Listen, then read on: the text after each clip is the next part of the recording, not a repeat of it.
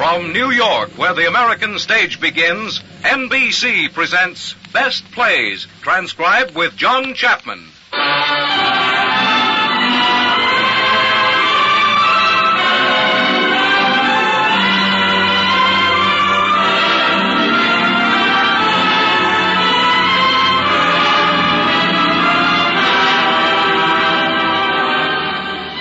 Best Plays, a series of hour-length dramas based on famous theatrical books begun by the late Burns Mantle, now edited by the distinguished drama critic of the New York Daily News, John Chapman.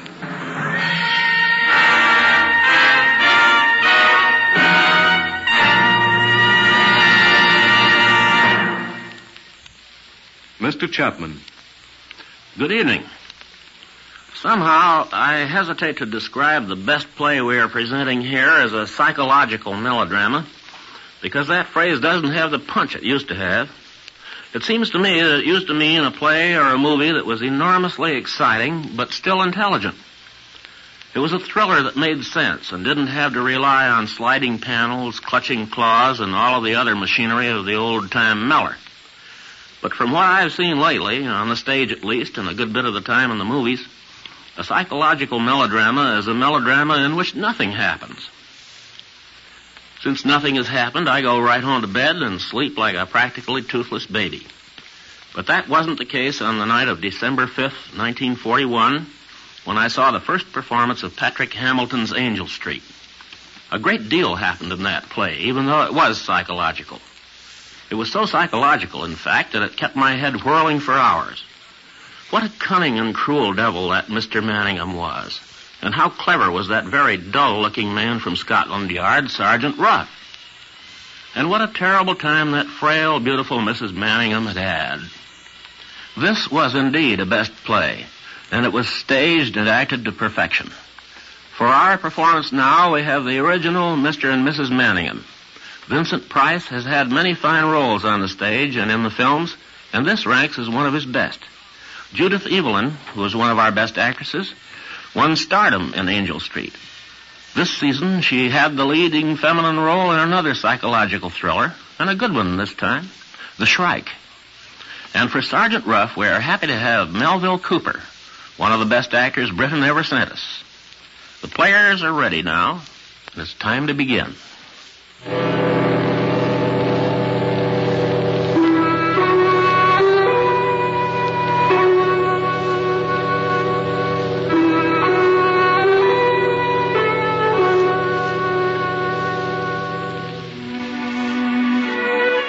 London, 1880.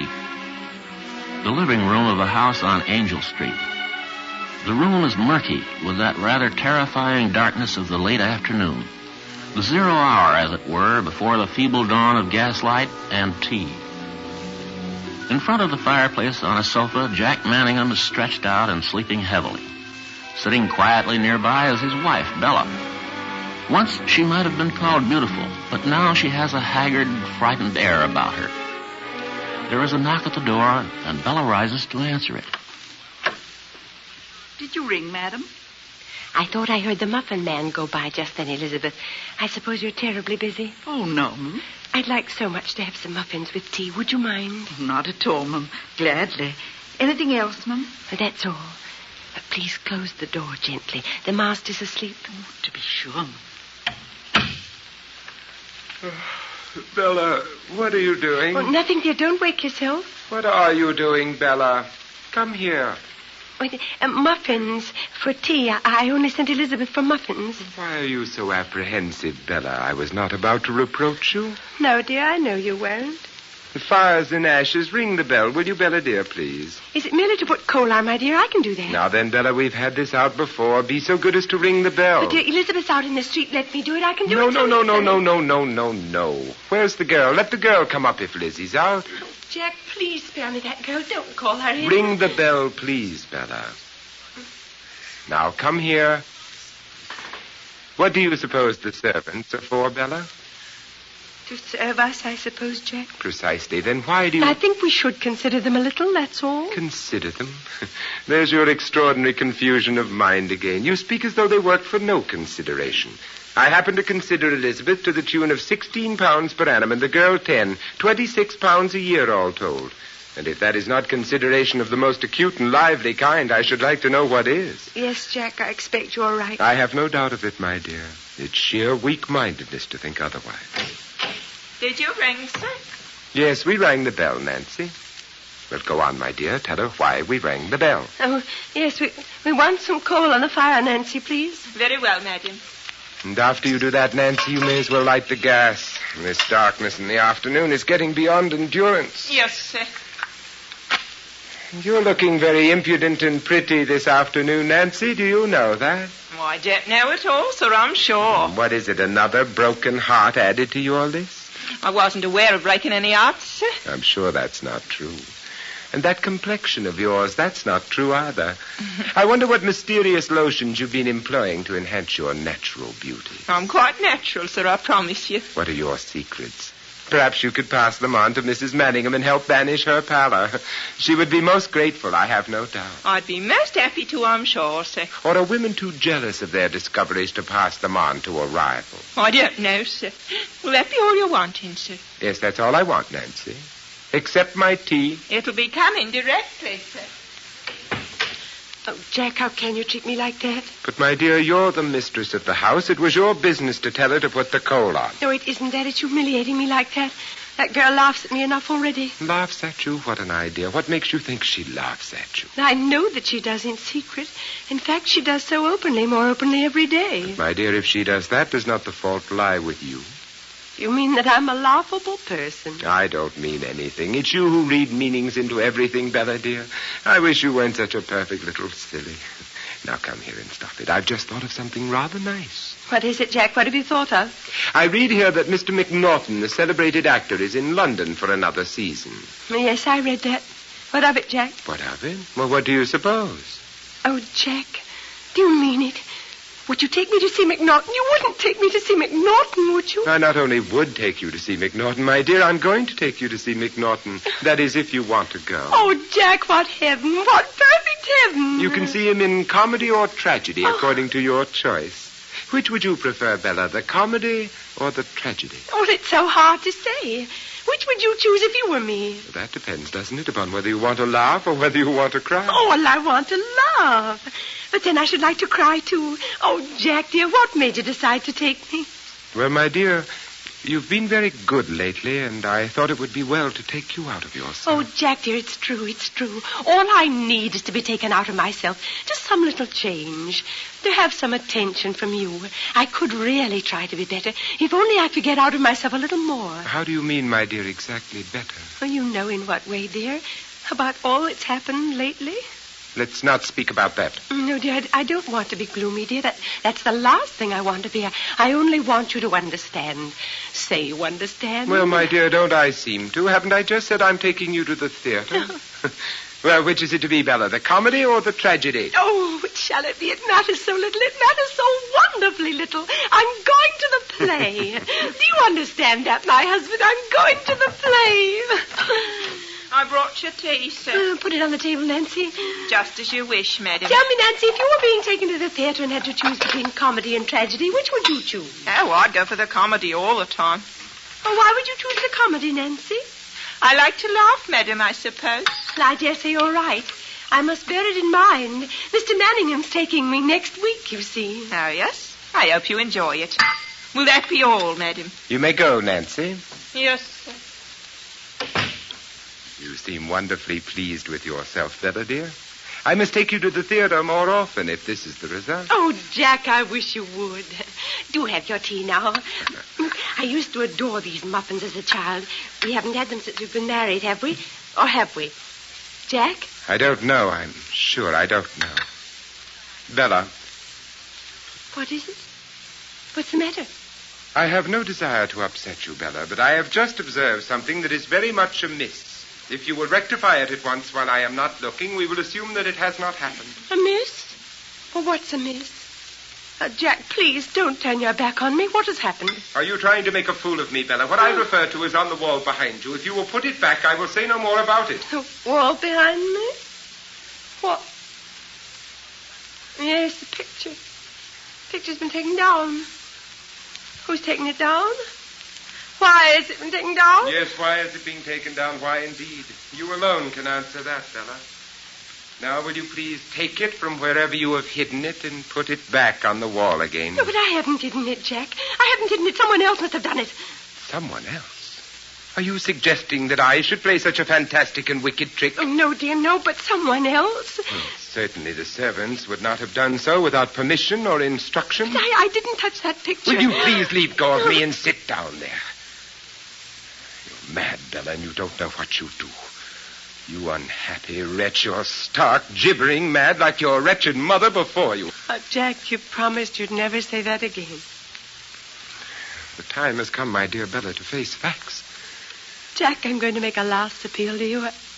I'm going to make a last appeal. I'm desperate, Jack. Can't you see that I'm desperate? Go on, say what you wish to say.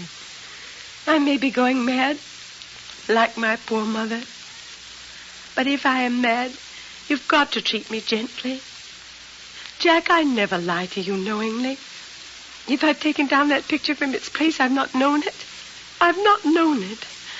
Jack, if I steal your things, your rings, your keys, your pencils, and your handkerchiefs, and you find them later at the bottom of my sewing box, as indeed you do, then I do not know that I've done it. Jack, if I commit these fantastic and meaningless mischiefs, so meaningless, why should I take down a picture from its place? If I do all these things, then I'm certainly going off my head. I must be treated kindly and gently so that I may get well. You must bear with me, Jack. Bear with me. I'm trying, Jack. I'm trying. Please believe that I'm trying and be kind to me. Bella, my dear, have you any idea where that picture is now? Yes, I suppose it's behind the cupboard. Will you please go and see? Yes. Yes. Yes, it's here. Then you did know where it was, Bella. No, I only supposed it was because it was found there before. It was found there twice before. Now, Bella, as I said a moment ago, we have got to face facts, and that is what we have got to do. I'm not going to say any more about it at the moment, for my feelings are running too high. In fact, I am going out immediately, and I suggest that you go up to your room and lie down for a little in the dark. Oh, no, not to my room. Please, don't send me to my room. There is no question of sending you to your room, Bella. You know perfectly well you may do exactly as you please. Now, my dear, I'm going to leave you in peace. Have you got to go? Must you always leave me alone after these dreadful scenes? Now, no argument, please. I had to leave you in any case after tea. I'm merely leaving a little earlier, that's all. Oh, by the way, Bella, I shall be passing the grocer, and I may as well pay that bill of his and have it done with. Where is it, my dear? I gave it to you, didn't I? Yes, dear, it's on the secretary. Where is it, my dear? Is it in one of these drawers? No, it's on the top. I put it there this afternoon. Are you sure, dear? There's nothing here except some writing paper. Jack, I'm quite sure it is there. Will you look carefully? All right, my dear, all right. I'll find it.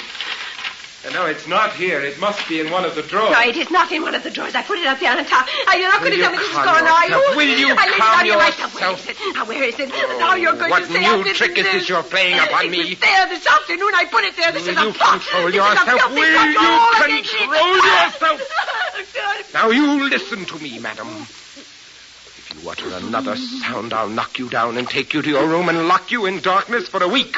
I've been too lenient with you, and I mean to alter my tactics. Help me, Jack. Please help me. Now listen to me. I'm going to leave you here until 10 o'clock. In that time, you will recover that paper and admit to me that you have lyingly and purposely concealed it. If not, you will take the consequences. Jack, please be patient with me. If I'm mad, be patient with me. I have been patient with you and controlled myself long enough. It is now for you to control yourself. Think upon that, Bella. Oh, Jack, don't go. Jack, you're still going to take me to the theater, aren't you? What a question to ask me at such a time. No, madam, emphatically I am not. You play fair by me, and I'll play fair by you. If we are going to be enemies, you and I, you will not prosper, believe me. Jack! Oh, Jack!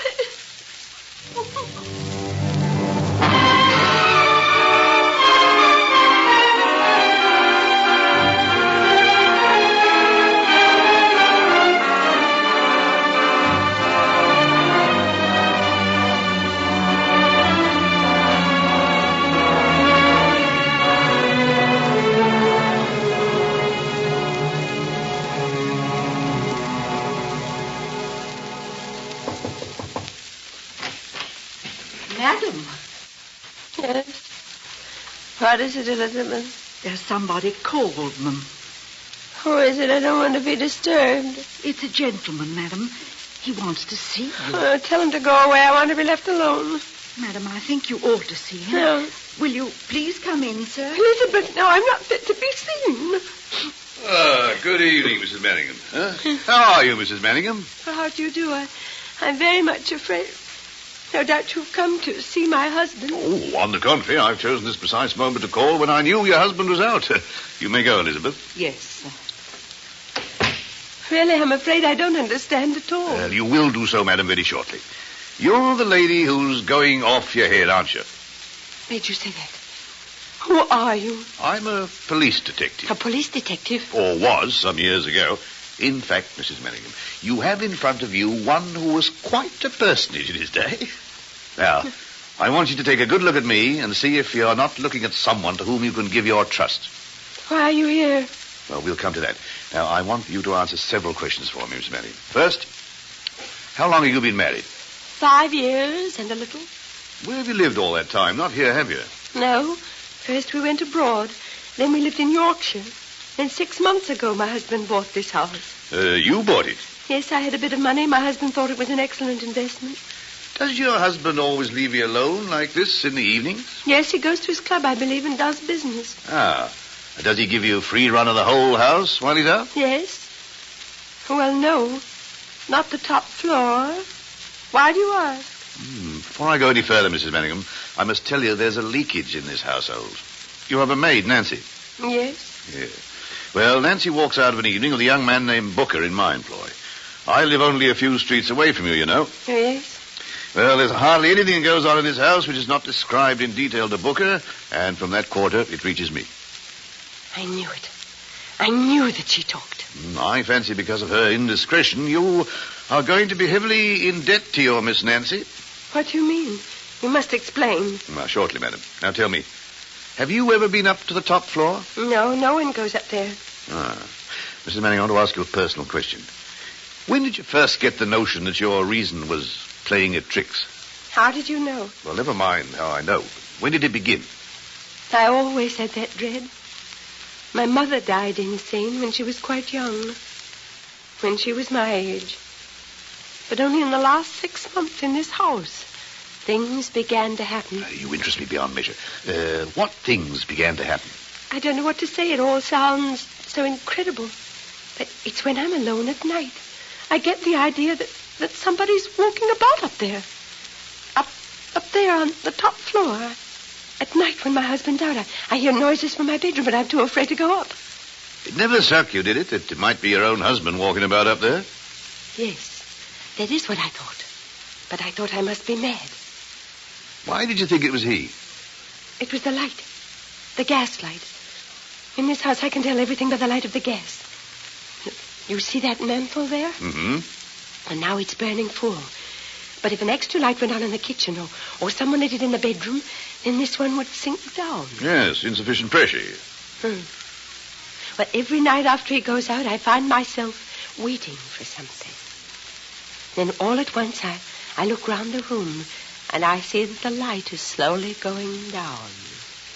I go up to my bedroom, but I daren't stay there because I hear noises overhead. I want to scream and run out of the house. I sit here for hours, terrified, waiting for him to come back.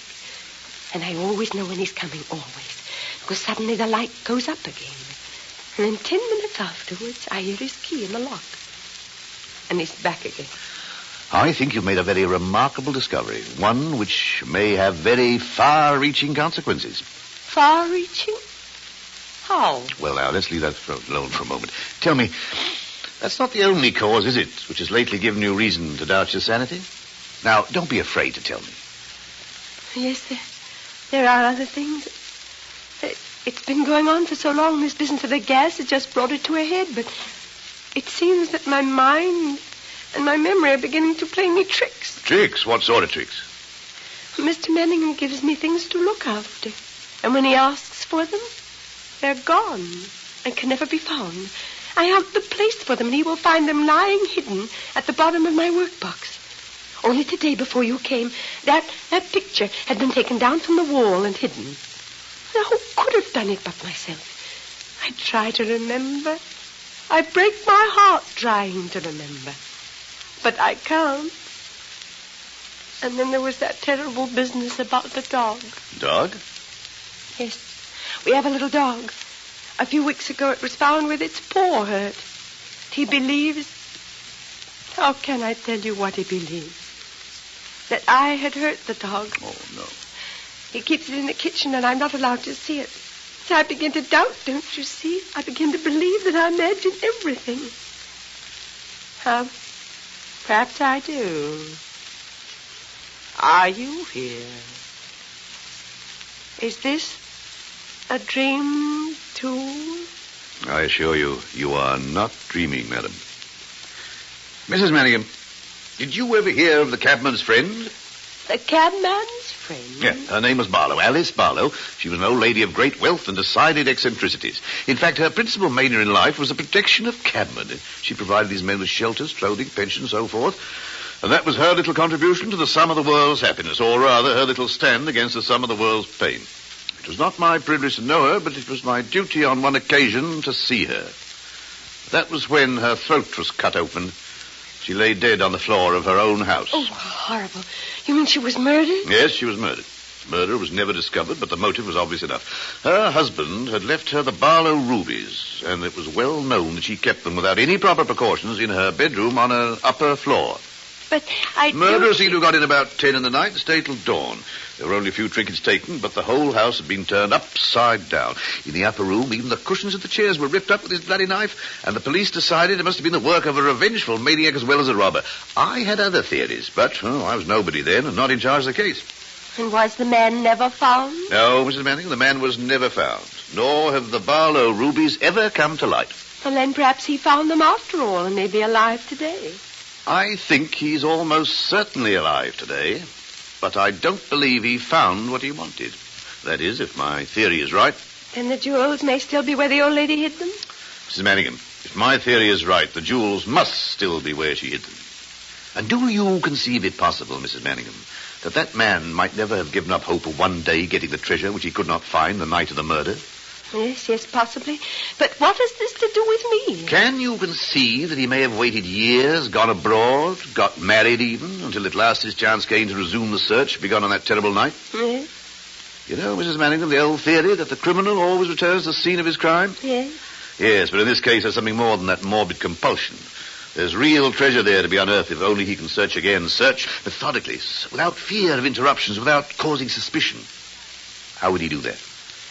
Don't you think... What's the matter, Mrs. Manningham? Quiet. Be quiet, he's come back. Look at the light. It's going down. Wait. There. He's come back, you see. He's upstairs now. Yeah, me, that's very odd. That is very odd indeed. He's in the house. I tell you, you must go. You know you're here. You must go. How dark it is. You could hardly see to read. Go. He's in the house. Please, Quiet, go. quiet, Mrs. Manningham. Quiet. You've got to keep your head. Don't you see my meaning yet? Don't you understand that this was the house? House? What house? The old woman's house. The house here. These rooms, these walls. 15 years ago, Alice Barlow lay dead on the floor in this room. 15 years ago, the man who murdered her ransacked this house but could not find what he sought. What if he's still searching, Mrs. Manningham? What if he's up there, still searching? But my husband is up there. Precisely that, Mrs. Manningham. Your husband. You see, I'm afraid you're married to a tolerably dangerous gentleman. The idea isn't bad. I've been married 5 years. How can you imagine my husband is what you imagine he may be? Why, ma'am, because I was on the case when the police came to this place 15 years ago. You can understand there's a great deal of routine work to be done, interviewing your relatives, friends, and so forth. Well, most of that was left to me. Well? Among those I interviewed was a young man of the name of Sidney Power. Power? Sidney Power. Conveys nothing to you? Power? No. He was a kind of distant cousin. The only thing was that I remembered his face. Well, I saw that face again just a few weeks ago. Took me a whole day to recollect where I'd seen it before, and at last I remembered it. Well, what if you did remember it? Yeah, well, what startled me was the lady on his arm and the locality in which I saw him. Who was the lady on his arm? You were the lady on his arm, Mrs. Manningham, and you were walking down this street. You mean you think my husband is this Mr. Power? Well, if my theories are correct. But what are you saying? You stand there talking riddles. You're so cold. You're as heartless and cold as he is. Now, Mrs. Manningham, I'm not cold and I'm not talking riddles. I'm just trying to preserve a cold and calculating tone because you are up against the most awful moment in your life, and your whole future depends on what you're going to do this next hour. Nothing less. You've got to strike for your freedom and strike now. The moment may not come again. Strike? Mrs. Manningham, you are not going out of your mind. You are slowly, methodically, systematically being driven out of your mind. And why? Because you're married to a criminal maniac who steals back to his own house at night, still searching for something he could not find 15 years ago. These are the facts, wild and incredible as they seem. Now, every night for the last few weeks, he has entered his house next door from the back, climbed to the roof, and come into his house by the skylight. I know that because I've watched him. Mrs. Manningham, so far I'm only dealing in guesses and half facts. I've got to have evidence, and that's why I've come to see you. You've got to give me the evidence or help me find it. But this is my husband, don't you understand? This is my husband. You must go. I must think this out. I must cling to the man I married, mustn't I? Oh, indeed, cling to him by all means, but do not imagine you're the only piece of ivy on the garden wall. You can cling to him if you desire, as his fancy women in the low resorts of the town cling to him. This is the sort of wall you have to cling to, ma'am. Women? What are you suggesting? I'm not suggesting anything. I'm only telling you what I've seen. He comes to life at night, this gentleman upstairs, in more ways than one. I've made it my business to follow him in some of his less serious excursions, and I can promise you he has a taste in unemployed actresses which he's at no pains to conceal. In heaven, what am I to believe? Madam, do I have your trust? What do you want me to do? What do you want? I want his papers, Mrs. Manningham, his identity. Papers? I know of no papers. Unless his desk. It's there, but he keeps it always locked. I've never seen it open. Very well, you should see it open now. Do you mind if I take off my coat? Mrs. Manningham, one of the greatest regrets of my life is that fate never made me one of two things. One was a gardener and the other a burglar. Both quiet occupations. You know, as for burgling, I think if I'd started young and worked up my way, I should have been a genius. But you must not touch his desk. He'll know what you've done. Not if we are clever enough. You see, Mrs. Manningham, Oh, stop. there are always... Haven't you noticed something? Look. Can't you see? The light. It's going up. He's coming back. He's coming back and you must go. Oh, bless myself. This looks as if the unexpected has ended in. Very well. You must ring for Elizabeth. Well, why do you want Elizabeth? There's no time to waste. Ring for Elizabeth, madam. Very well, but you must go. Please, please. All in good time. Now, he's not going to jump in through the window, you know. In fact, he can't be round the front door in less than 5 minutes. Unless he's a magician. Please, please go. Yes, madam. Elizabeth, come here, will you? Yes, sir. Elizabeth, you and I have got to do a little quite calm but rather quick thinking. Now, you told me you're anxious to help your mistress, Elizabeth? Why, yes, sir. I told you I was, sir. Oh, are you anxious to help her blindly without asking any questions? Yes, sir, but you see... Now, come now, Elizabeth. Are you or are you not? Yes, sir. Good, good. Now, Elizabeth, Mrs. Manning and I have reason to suppose in about 5 minutes' time the master is returning to this house. He mustn't see me leaving. Now, would you be good enough to take me down to your kitchen and hide me away for a short space of time? You can put me in the oven if you like. Yes, sir, but You see... must go. You must go. He won't see you if you go now. Yeah, what were you saying, Elizabeth? You could come to the kitchen, sir, but Nancy's down there, sir. Yes, we'll find another place. Where are you going to hide me, Elizabeth? Through the door behind you, sir, is where he dresses, where he keeps his clothes. There's a big wardrobe there at the back. It'll have to suffice us. Now, we really have to hurry. Get all to bed, Mrs. Manningham, quick. And you, Elizabeth, get back to your work. To bed? Am I to go to bed? Yes, and quickly. But if I go to bed... Will you go, in heaven's name? There's not a second to spare. Hurry!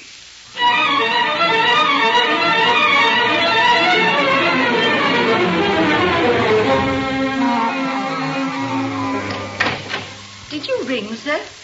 Yes, I did. Where is Mrs. Manningham, Elizabeth? I think she's gone to bed, sir. I think she had a headache. and went to bed. Oh, indeed. And how long has she been in bed, do you know? She went just a little while ago, sir. I think, sir. Oh, I see. Then we must be quiet, mustn't we? Walk about like cats. Can you walk about like a cat, Elizabeth? Yes, sir.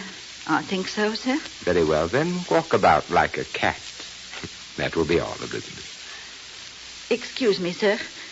But were you going to have some supper, sir? Oh, yes, I'm going to have some supper, Elizabeth. I'm having it out. I have just come home to change my linen.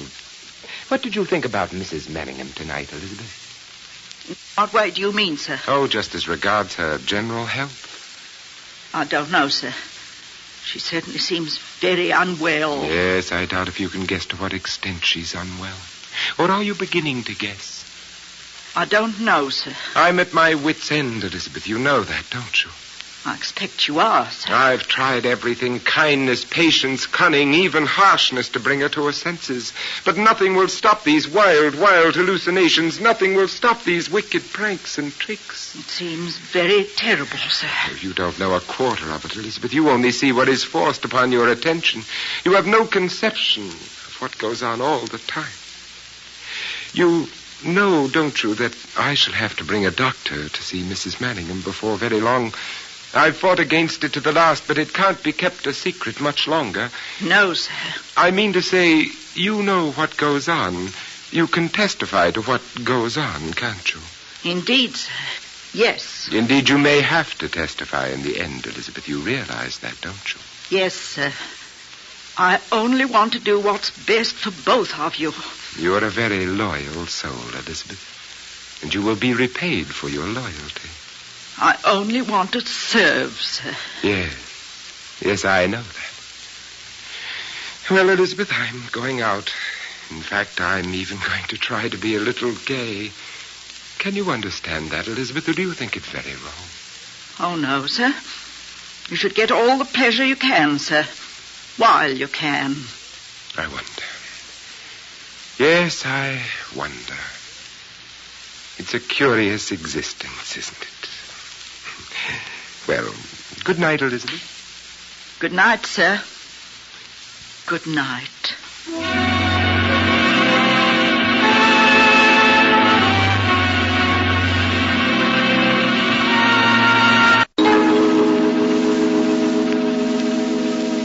Well, now, Elizabeth, the master's safely out of the house, so I think you might go and get Mrs. Manningham. Yes, sir. I'll get her, sir. I was watching from the window and saw him go. Good, madam. Elizabeth, we've been so occupied this evening that the tea things haven't been returned to the kitchen. You'll see to it, won't you? Yes, sir. What did he want? What did he come back for? He only came back to change his clothes, madam. If you need me, madam, I'll be nearby. Thank you, Elizabeth. Now, let's have another look at this desk. Let's try this one. There we are. Let's see. Doesn't seem to be much here, does there? When she got there, the cupboard was bare, and so the poor detective... What's that you have in your hand? What's that you have in your hand? Why, you recognize this? Why, yes, that's my brooch. Is there anything else there? Oh, look, it's my watch. Was also your property, then? This watch I lost a week ago. My brooch has been missing 3 months.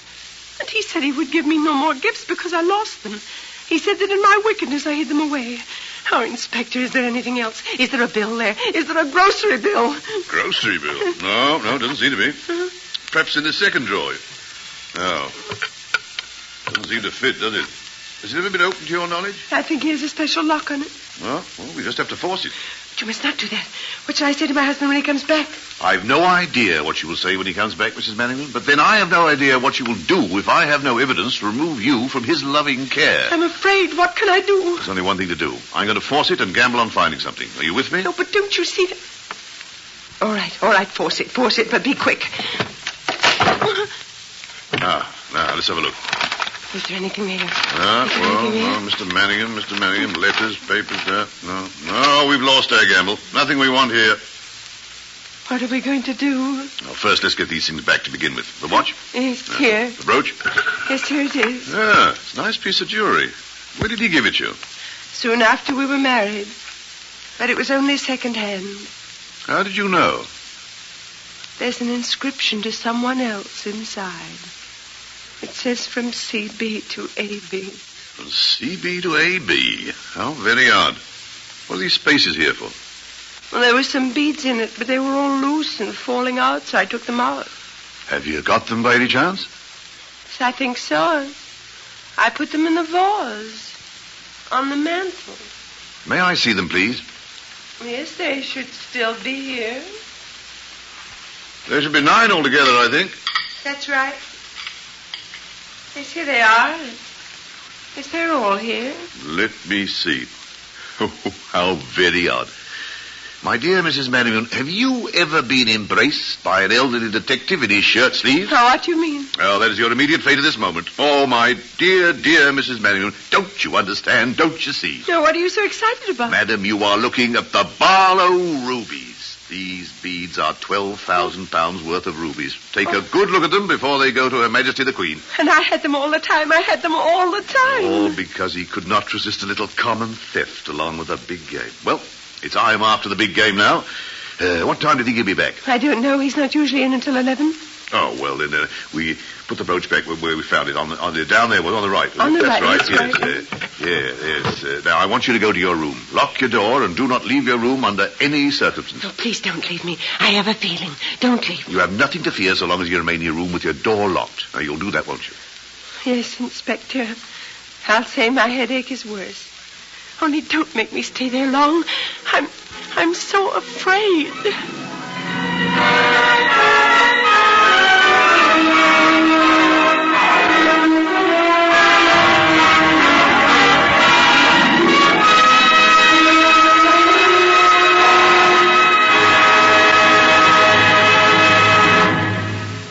You are listening to the Best Plays production of Angel Street by John Patrick, starring Vincent Price, Judith Evelyn, and Melville Cooper, with Elizabeth Eustace and Marjorie Maud. In a moment, we will return with Act Two. This is NBC, the National Broadcasting Company.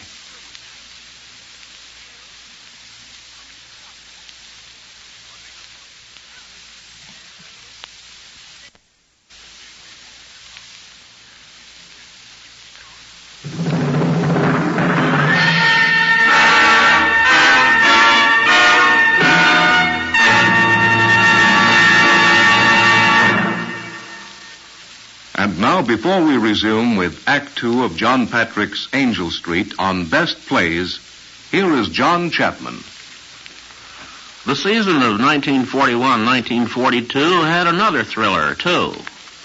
It was Uncle Harry by Thomas Job, which, by the way, we'll be doing later in this series. It was wartime then, and a good many dramas dealt with national and international affairs. John Huston, the movie writer and director, collaborated on a best play called In Time to Come, about Woodrow Wilson and the League of Nations. John Steinbeck had a drama about Nazi brutality, The Moon is Down. Maxwell Anderson also did one about the Germans, Candle in the Wind. There was still another good war play, Letters to Lucerne. But not all of Broadway was serious. Noel Coward came up with one of his happiest comedies, Blithe Spirit, and Jerome Chodoroff and Joseph Fields hit another laughing jackpot with Junior Miss. Patrick Hamilton, who was a Londoner, wrote his melodrama about Mr. and Mrs. Manningham before the war under the title of Gaslight. It was a great success in London, but it went begging in New York for 2 years until producer Shepard Traub took a chance on it and changed its name. A very good movie was made under the original title of Gaslight. But now we should be moving into the second act of our play, which is Angel Street.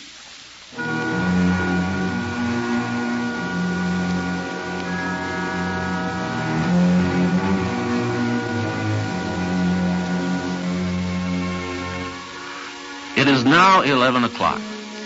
In the living room of the house on Angel Street, Mr. Manningham has just returned. He enters the room and in a slow and deliberate way pulls the bell cord. After a few moments, the door opens and Nancy enters. Yes, sir? Nancy, will you please go upstairs and tell Mrs. Manningham that I wish to see her down here? If I may say so, sir, I doubt if she'll come. Elizabeth says she has an headache and is trying to sleep. Oh. Did you ever know a time when Mrs. Manningham did not have a headache, Nancy? No, sir, hardly ever, sir. Will you be so good as to come a little closer, Nancy, where I can see you? Yes, sir. What do you do with your evenings, Nancy? I usually spend them with friends, sir. You know, Nancy, when you say friends, I have an extraordinary idea that you mean gentlemen friends. Well, sir, possibly I might. You know, gentlemen friends have been known to take decided liberties with young ladies like yourself. Are you alive to such a possibility? Oh, no, sir, not with me. I can look after myself. And are you always so anxious to look after yourself? No, sir, not always, perhaps. You know, Nancy, pretty as your bonnet is, it's not anything near so pretty as your hair beneath it. Won't you take it off and let me see? Very good, sir. Comes off easy enough. There. Is there anything more you want, sir? Yes, possibly. Come here, Nancy. Yes, sir. Is there anything you want, sir? What do you want, eh? What do you want? There.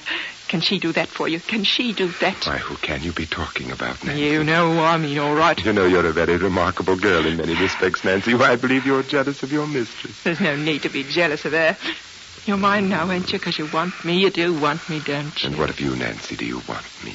Oh, yes, I always wanted you, ever since I first clapped eyes on you. Well, Nancy, you've taken me a little by surprise. We shall talk this over tomorrow. Well, you let me know when she's about. Oh, I'll find a way, Nancy. I don't believe Mrs. Manningham will be here tomorrow. I don't think that... What is it, your lordship? Why are you looking that way? That desk drawer. Somebody's been tampering with it. See there, the wood split. It's her, I'll be bound. Nancy, will you please go upstairs and take a message for me to Mrs. Manningham? Yes, what do you want me to say? Will you please tell her that I wish to see her down here this instant, whether she is suffering from a sick headache or any other form of ailment? Just like that, sir. Just like that, Nancy. With the greatest of pleasure, sir.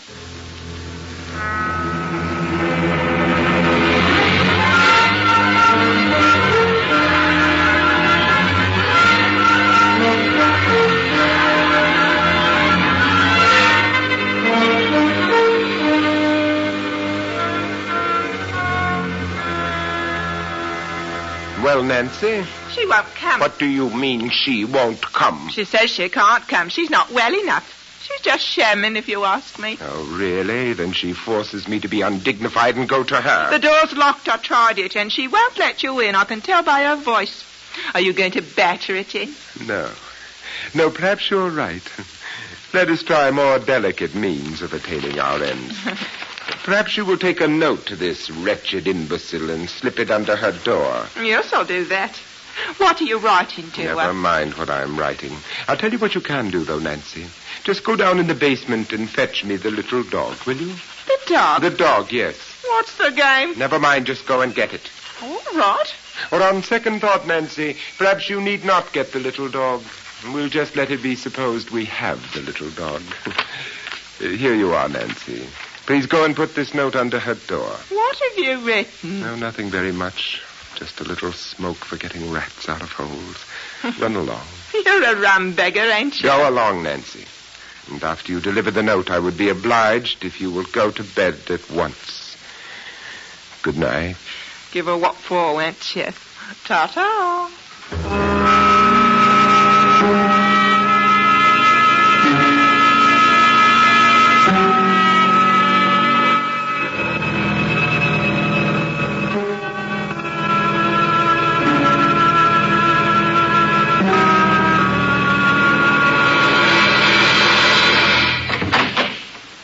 There you are, Bella. Come and sit down in this chair, please. Where's the dog? Dog? What dog? You said you had the dog. Have you heard it again? Again? This is strange talk, Bella, after what you did to the little dog a few weeks ago. Come and sit down here. I do not wish to speak to you. I'm not well. I thought you had the dog and were going to hurt it. That's why I came down. The dog, my dear Bella, was merely a ruse to compel you to pay me a visit quietly. Come and sit down where I told you. No. Come and sit down where I told you. That's what you want. I want quite a good deal, Bella. Sit down and make yourself comfortable. We have plenty of time. Say what you have to say. Now, you are not sitting in the chair that I indicated, Bella. What are you to say? Are you afraid of me that you desire to get so near the door? No, I'm not afraid of you. No? Then you have a good deal of courage, my dear. However, will you now come and sit down where I told you? Yes. Sit down. Do you know what you reminded me of, Bella, as you walked across the room? No, what did I remind you A of? somnambulist, Bella. Have you ever seen such a person?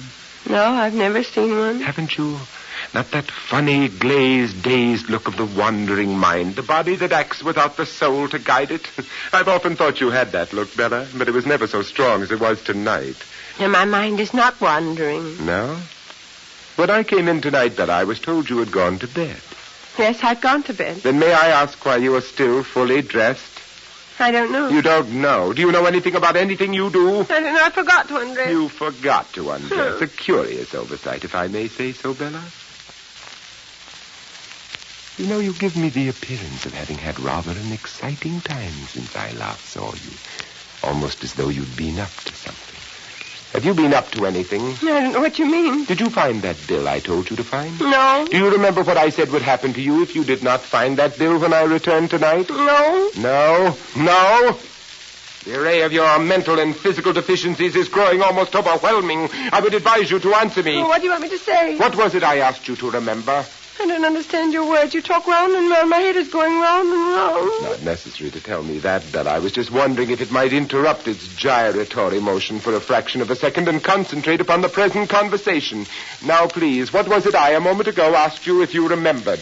You asked me if I remembered what you said would happen to me if I did not find that bill. Admirable, my dear Bella, admirable. We shall make a great logician of you yet. A Socrates, a John Stuart Mill. You shall go down to history as the shining mind of your day. That is, if your present history does not altogether submerge you, take you away from your fellow creatures. And there is a danger of that, you know. Well, what did I say I would do to you if you did not find that bill? You said you would lock me up. And do you believe me to be a man of my word? Yet you did not find the bill I instructed you to find. No. Did you look for it? Yes. Where did you look for it? Oh, around the room. Around the room? Where around the room? In my desk, for instance? No, not in your desk. Why not in my desk? Your desk is locked. You imagine you can lie to me? I'm not lying. Come here, Bella. What do you want? Now you listen to me. Your dark, confused, rambling mind has led you into playing some pretty tricks tonight, has it not? My mind is tired. I want to go to bed. Your mind indeed is tired. Your mind is so tired it can no longer work at all. You do not think, you dream. Dream all day long. Dream everything. Dream maliciously and incessantly. Don't you know that by now, you sleepwalking imbecile? What have you been dreaming tonight? Where is your mind wandered that you have split open my desk? What strange disease dream have you had tonight, eh? Dream? Are you saying I've dreamed? Dreamed all that happened? All that happened when, Bella, tonight? Of course you dreamed all that happened, or rather all that did not happen. Dreamed tonight? Are you saying I've dreamed? Oh, what have I dreamed? Have I dreamed again? Have I not told you? I haven't dreamed. I haven't. Don't tell me I've dreamed. Don't tell me. What was this dream of yours, Bella? You interest me. I dreamt of a man. I dreamt of a man. You dreamed of a man? What man did you dream of, pray? A man that came to see me or let me rest. Pull yourself together, Bella. What man are you talking about? I dreamed a man came I here. know you dreamed it, you gibbering wretch. I want to hear more about this man of whom you dreamed. Do you hear me? Do you hear me? I dream. Was I any part of this curious dream of yours, Mrs. Manningham? Perhaps my presence here will help you recall it. May I ask who the devil you are and how you got in here? Well, who I am seems a little doubtful. Apparently, I'm a mere figment of Mrs. Manningham's imagination. As to how I got in, I came in, or rather, I came back. Or better still, I effected an entrance a few minutes before you, and I've been hidden away ever since. Would you be kind enough to tell me what you are doing here? Waiting for some friends, Mr. Manningham. Waiting for some friends. Don't you think you'd better go to bed, Mrs. Manningham? You look very tired. Don't you think you had better explain your business, sir? Well, as a mere figment, as a mere ghost existing only in your wife's mind, I can hardly be said to have any business. Tell me, Mr. Manningham, can you see me? No doubt your wife can, but it must be difficult for you. Now, perhaps if she goes to her room, I will vanish, and you won't be bothered by me anymore. Bella, go to your room. I shall find out the meaning of this and deal with you in due course. Jack? Go to your room, Bella. I will call you down later. I have not finished with you yet, madam. Hello? I believe you're wrong there, Manningham. I believe that is just what you have done. Done what? Finished with your wife, my friend. Who are you, sir? I have no name, Manningham. In my present capacity, I am, as I pointed out, a mere spirit. Perhaps a spirit of something that you have evaded all your life. But in my case, only a spirit. Will you have a cigar with a spirit? We might have to wait some time. Are you going to tell me your business, sir? Or am I going to fetch a policeman and have you turned out? Well, Admiral, I could have thought of nothing better myself. Yes, fetch a policeman, Manningham. Have me turned out. Huh? Why do you wait? Alternatively, sir, I can turn you out myself. Yes, but why not fetch a policeman? You give me the impression, sir, of having something up your sleeve. Will you please go on with what you were saying? Yes, certainly. Where was I? Yes. Excuse me, Manningham. You get the same impression as myself? Impression? What impression? An impression that the light is going down in this room. I had not noticed it. Oh, there now. Perhaps it's more noticeable. Do you perceive it, Mr. Manningham? Eerie, isn't it? Now we're almost in the dark. What do you think's happened, huh? You don't suppose a light has been put on somewhere else? You don't suppose there are other spirits, fellow spirits of mine, spirits of justice even, which have caught up with you at last, Mr. Manningham? Are you off your head, sir? No, sir, just an old man seeing ghosts. Must be the atmosphere of this house. You know one ghost I can see, Mr. Manningham? You could hardly believe it. What ghost do you see, please? I see the ghost of an old woman, sir. An old woman who once lived in this house. An old woman getting ready to go to bed at the end of the day. Now I seem to see another ghost as well. I see the ghost of a young man, Mr. Manningham. A handsome, tall, well-groomed young man. But this young man has murder in his eyes. Why, bless my soul. He might be you, Mr. Manningham. He might be you. The old woman sees him. She screams for help. Screams before her throat is cut open with a knife. What's your game, eh? What's your game? I want you to take a look at this trinket, sir. Do you recognize it? It's a brooch which I gave my wife. A brooch which she didn't appreciate, huh? How wicked of her. But then, you see, she didn't know its value. How was she to know that it held the Barlow rubies? Oh, what? There you are, sir. You killed one woman for these and you tried to drive another out of her mind. And all the time they lay on your own desk. And all they have brought you is a rope around your neck, Mr. Sidney Power. You seem, sir, to have some very remarkable information.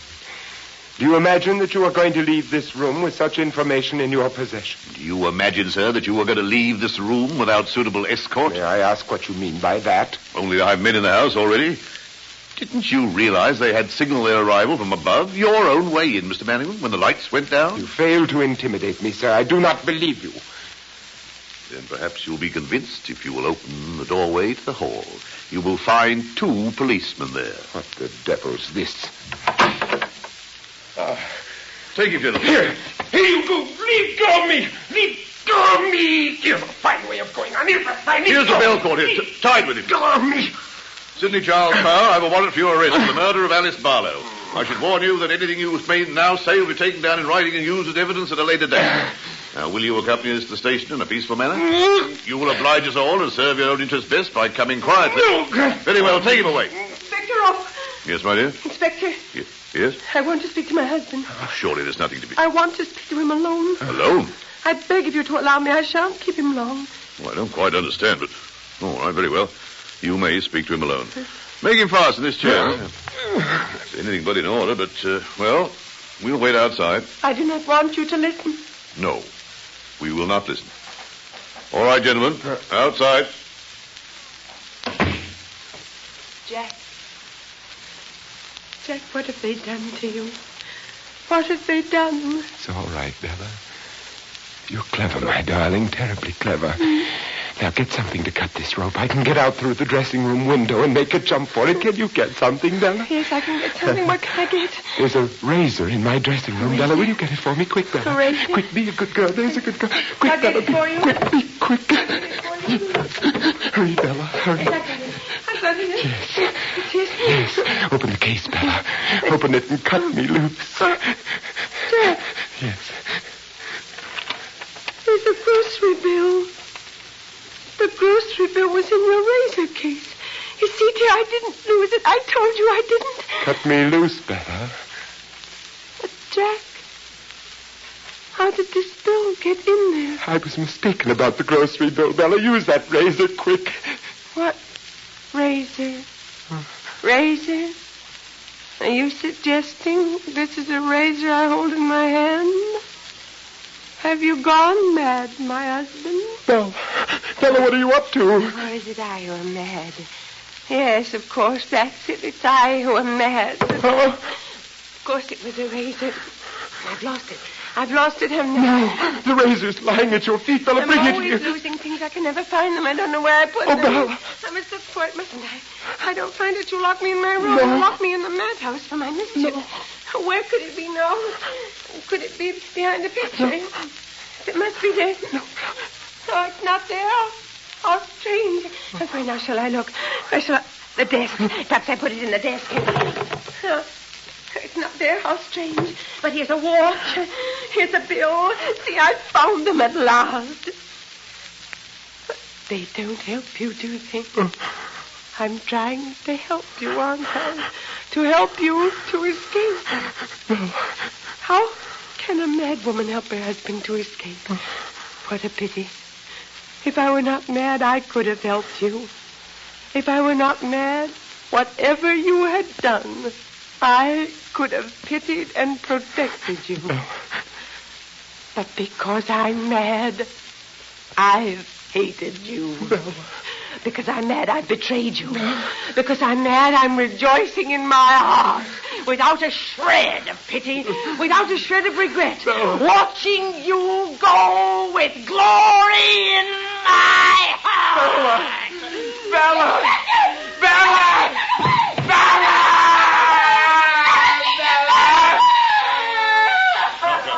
Take this man away. Take him away. All right, gentlemen. Remove him. Elizabeth, quick. Glass of water for Miss Manningham. There, my dear. Now, come. Sit down. I had a bad time. I came in from nowhere and gave you the most horrible evening of your life. The most horrible evening of anybody's life, I should imagine. Most horrible. No, the most wonderful. Far and away the most wonderful.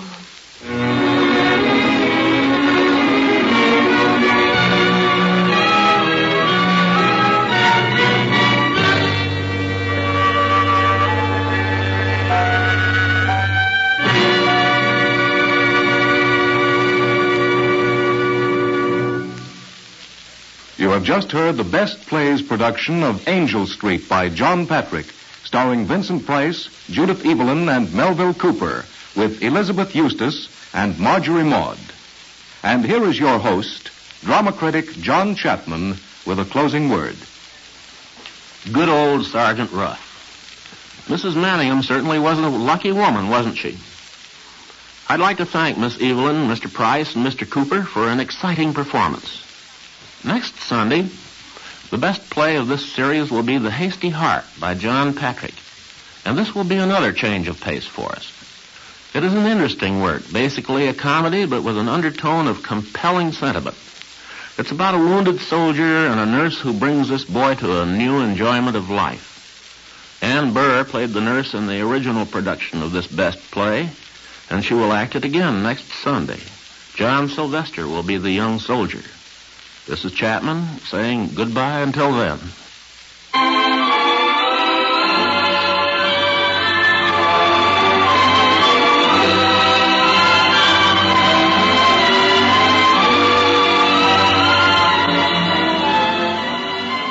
Angel Street was adapted for radio by Earl Hamner. Vincent Price was Mr. Manningham, and Judith Evelyn was Mrs. Manningham. Melville Cooper was Sergeant Ruff. Elizabeth was played by Marjorie Maud, and Nancy by Elizabeth Eustace. Best Plays is an NBC production, supervised by William Welch and directed by Edward King. Your announcer is Howard Reed.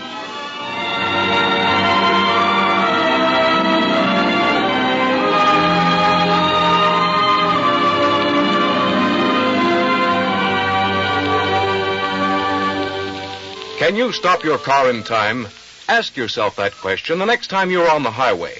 If the car in front of you should jam on his brakes to avoid a stray dog, if a child should dash across an intersection, if a tire should blow out, could you stop in time to save a life?